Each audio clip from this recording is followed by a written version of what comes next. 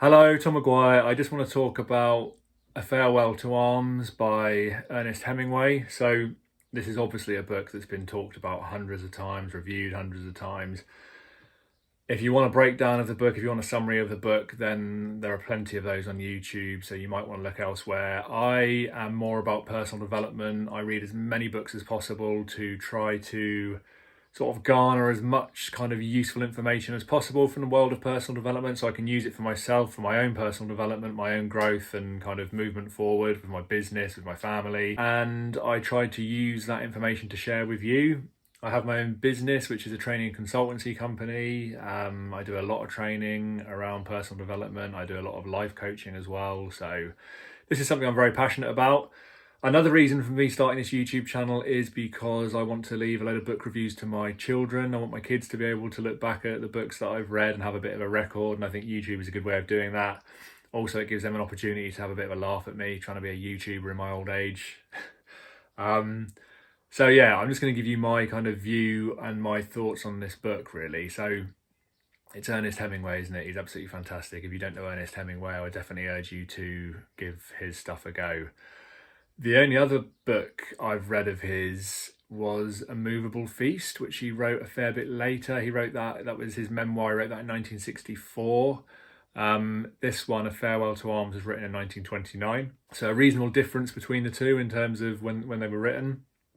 A Movable Feast is, like I say, it's his memoir, and it talks about his years kind of struggling as an expat journalist in Paris during the 20s. And it's just so interesting, and it's just so nicely written and unique, and it's like nothing else I've read before, basically. So it's just really nice. It's a difficult one to describe. I wouldn't even probably attempt to do a review on that, but it's well worth a go, that book. Tim Ferriss was the one that kind of recommended it, so that was what got me onto that. A Farewell to Arms is one of Jordan Peterson's recommendations. Jordan Peterson has a lot of book recommendations. If you go to, or if you just type in Jordan Peterson book recommendations, there's a load there. I don't hide the fact that I'm quite a fan of Jordan Peterson's. Just recently, I've been listening to a lot of his biblical series, which is absolutely fascinating. I've read both his books. I find them really interesting. I've not read Maps of Meaning yet, but I may well do at some point. But it's, there are so many books to read, aren't there, and to get through, that I fancy reading. And that kind of comes back to this book again. This book's been read so many times, I'm probably not going to get very many views. I could easily just go for the sort of books that are more likely to get me more reviews, like Jordan Peterson's new book and other things. Whatever's new coming out would probably get me more views. But actually what I'm about is I want to read stuff that I want to read for my own personal reasons. And then I'm far better at taking from that the things that I find important that I can then share with you. So hopefully that makes sense. Please feel free to like and subscribe as well. I really appreciate that. It's really nice to see the numbers going up, even though it's very slow, but that's absolutely fine. It's fantastic to have any kind of subscribers at all. So that's really good. I didn't realise that this book, that the title was taken from a 16th century poem by someone called George Peele, when George Peele was writing regret to Queen Elizabeth I, in that he wasn't able to bear arms to her or something, which I need to look at a bit more, but that sounds quite interesting. So he took it from that. There's a particularly interesting chapter, which I really quite liked, where he's talking to someone called Count Greffy, who's a 94-year-old nobleman. And he plays dominoes with him, and he has a bit of a chat. And this nobleman talks about the fact that, well, Henry, the main character, says to him that men grow wise in their old age, or something like that, because something about growing wise. And this nobleman says, they do not grow wise, they grow careful. And Henry kind of says, well, perhaps that is wisdom. And he says it is a very unattractive kind of wisdom. And I really like that, because it kind of rings true. I think anyone who is kind of not necessarily old, but a bit more experienced in their years, maybe, beyond the 20s, 30s and things, beyond there. I'm just turned 40 myself.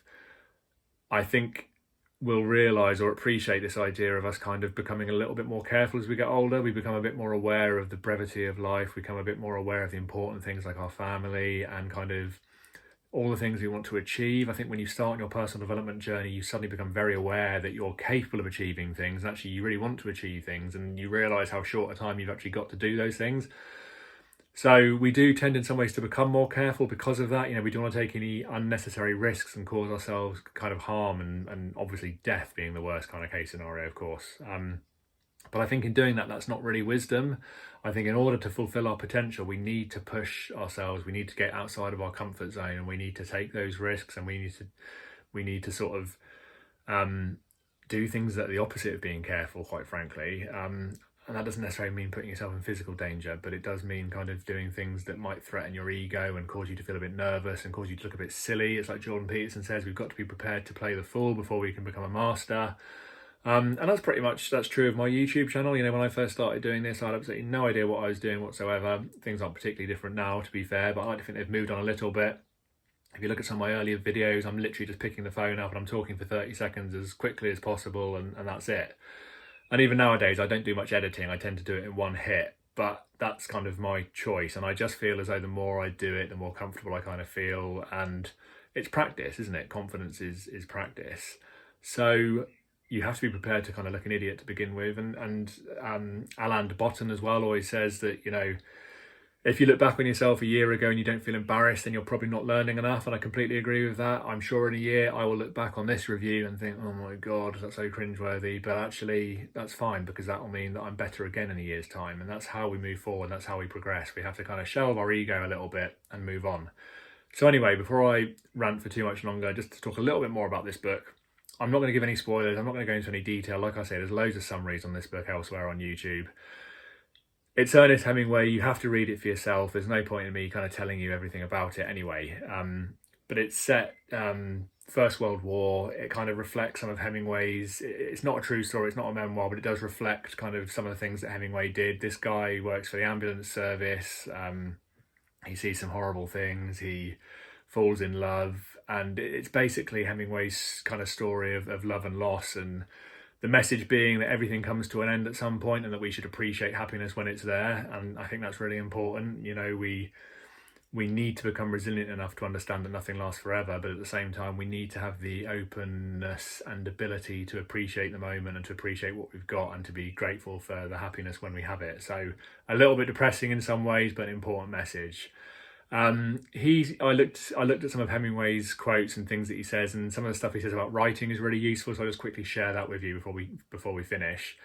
Writing is something that you can never do as well as it can be done. It is a perpetual challenge, and it is more difficult than anything else that I have ever done, so I do it, and it makes me happy when I do it well.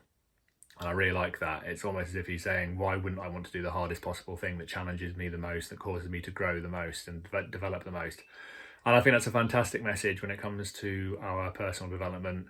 Find the hardest thing you can do in some ways, or the thing that challenges you the most and gives you the most satisfaction when you get good at it.